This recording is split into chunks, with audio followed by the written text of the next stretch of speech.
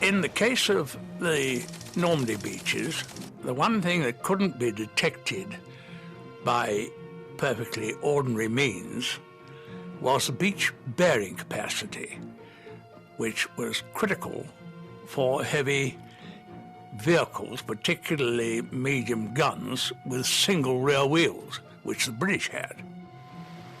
But there was someone who knew all about how much weight a beach could bear. One of the greatest British sports heroes of all time. On land, Speed King Sir Malcolm Campbell in the famous Bluebird, screaming along the sands at Daytona Beach. Major, as he then was, Sir Malcolm Campbell, had won the world land speed record on Daytona Beach. In his fastest run through a measured mile, Sir Malcolm averaged 276.8 miles an hour, nearly 5 miles an hour better than his previous record. His knowledge of beach bearing capacities was considerable. He had worked out that if you had 14 inches of sand above clay, then things would be all right. Campbell had developed a special device to test the depth of the sand to make sure it could bear the weight of his land speeder. I don't know if you remember pogo sticks. They were things you used to bounce about on. And it looked exactly like one of those, except it was all metal. And it had a spike in the middle, which you ratcheted up against a very strong spring, and then you could discharge it into the sand, and it went off with the noise of a anti-tank rifle. The pogo stick would be too noisy. So a silent boring device was developed to take sand and soil samples from the D-Day beaches. The Major and his trusted sidekick, Sergeant Bruce Ogden Smith, would be sent out on one last nighttime sortie across the Channel. It was set for New Year's Eve. Churchill said, oh, well, the Germans will all be celebrating. It's a good time to do it. And so, as he'd said it, we went and did it. We were being careful and crawling on our tummies. A sentry put a powerful searchlight on us, and so we lay dead still with our heads down, and he kept it on us for quite some time. And after a while he got bored and turned it off.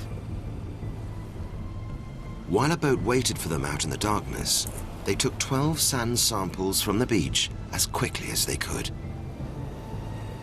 We knew where we'd taken them from because we did a sort of W pattern. We crawled back out and in and out and in again.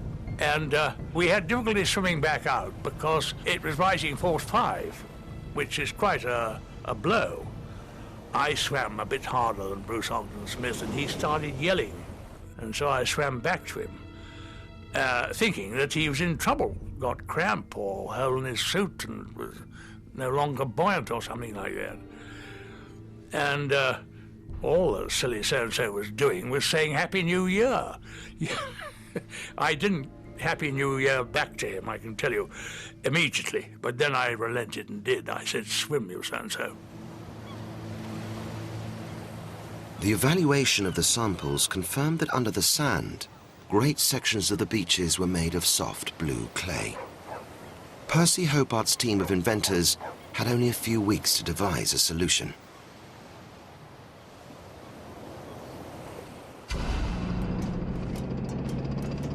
They made up long stretches of canvas matting to redistribute the weight of heavy armor. But how could it be unrolled on the beach under enemy fire? For that, we needed a bobbin tank to lay a carpet. It wasn't a red carpet. It looked like a gigantic cotton reel carrying a carpet. And it was fabric material reinforced with some wire netting of some sort. The tank moved forward over the top of it, unrolling the carpet as it went.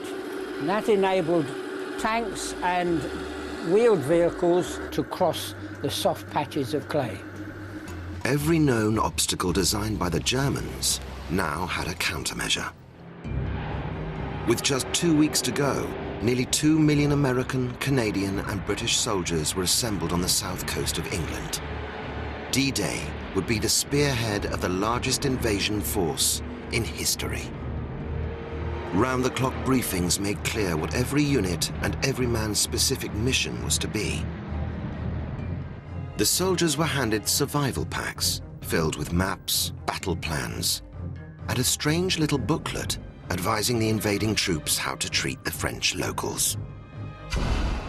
Women, French women, both young and old, are far from shy, but do not mistake friendship for willingness to give you their favours.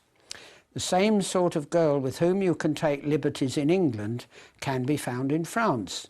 And the same sort of girl whom you would grossly offend in this country would be greatly offended if you were to try anything on in France.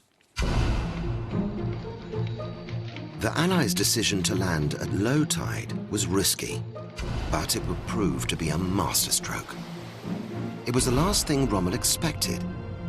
With a low tide due at dawn for the next few days, and with storms coming in, Rommel confidently set off for Germany for his wife's birthday. He had no idea hundreds of thousands of Allied troops were just waiting for the order to go.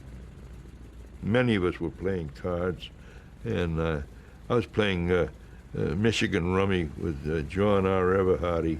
And of course, when you're going to go into combat, you're betting a lot heavier than you normally would. Instead of playing for nickels, we were playing for dollars.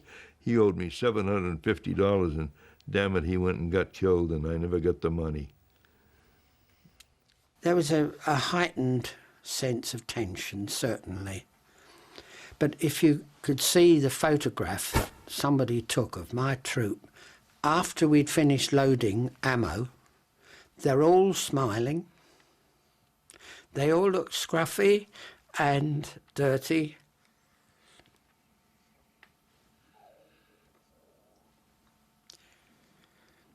They were raring to go, because that's what we were doing it for, isn't it?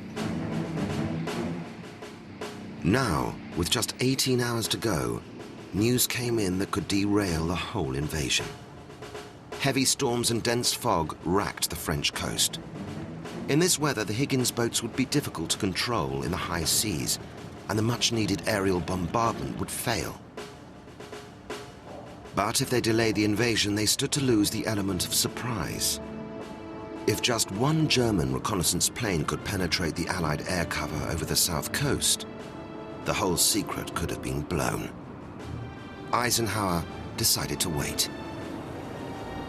24 hours later, there was a lull in the storm. It was now or never. On the night of the 5th of June, the fleet formed up for the 12-hour crossing.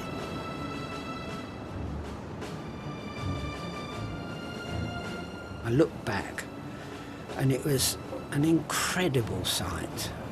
It was as if a great giant had strings and was pulling all these landing craft in 4 long lines. And as we moved further out to sea, more and more craft were coming out behind us.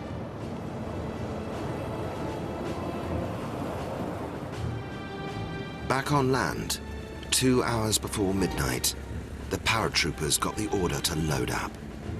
The chutes were ready. They were pre-packed, everything was ready, and just before you got on the plane, you'd put them on. If you had a little itch in your crotch, it was too bad, you know. You couldn't help anything that happened at that point. And then we lined up with the field and started taking off.